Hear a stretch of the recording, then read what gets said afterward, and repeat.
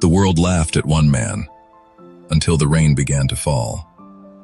In the days of Noah, cities stank of violence and hearts were bent toward corruption. Every imagination of humanity was only evil continually. The earth itself seemed to mourn as God looked down, grieved that he had made mankind on the earth. Genesis 6, 5-7. Among the ruins stood one man different in manner and heart, Noah, who found favor in the eyes of the Lord, a quiet light in a darkened world. Noah was righteous and blameless in his generation.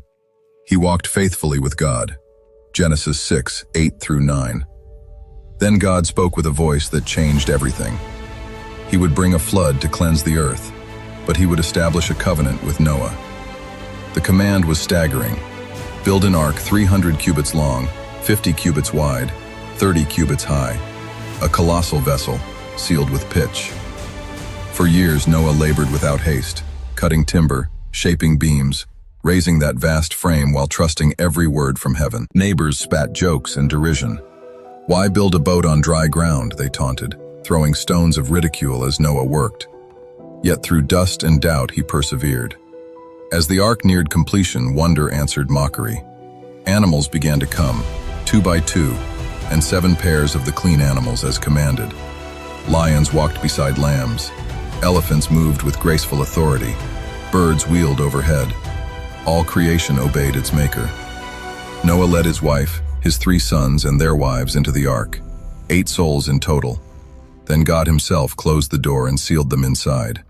Genesis 7, 1-9. Dark clouds rolled in like a curtain drawn across the sky. The first cold drops fell. Then the fountains of the great deep burst, and the windows of heaven opened wide. Genesis 7, 11-12. For 40 days and 40 nights, the heavens unleashed fury. Rain hammered the deck and waters rose, swallowing hills and then mountains. Genesis 7, 17-20. Inside the ark, hearts beat with prayer and fear, while the vessel rode the endless sea. After weeks and months, the storm loosened its grip.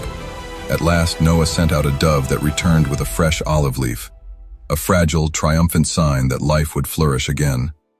Genesis 8, 10-11. At last, the ark rested on dry ground. Noah stepped onto renewed earth and built an altar to the Lord.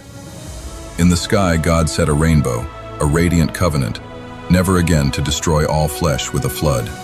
Genesis 9, 13-15. Noah walked faithfully with God. His obedience preserved life when the world doubted. The rainbow hangs as hope, mercy, and promise. On screen, Noah walked faithfully with God. Genesis 6:9. Let this story remind us that faith and obedience can save lives, even amid scorn.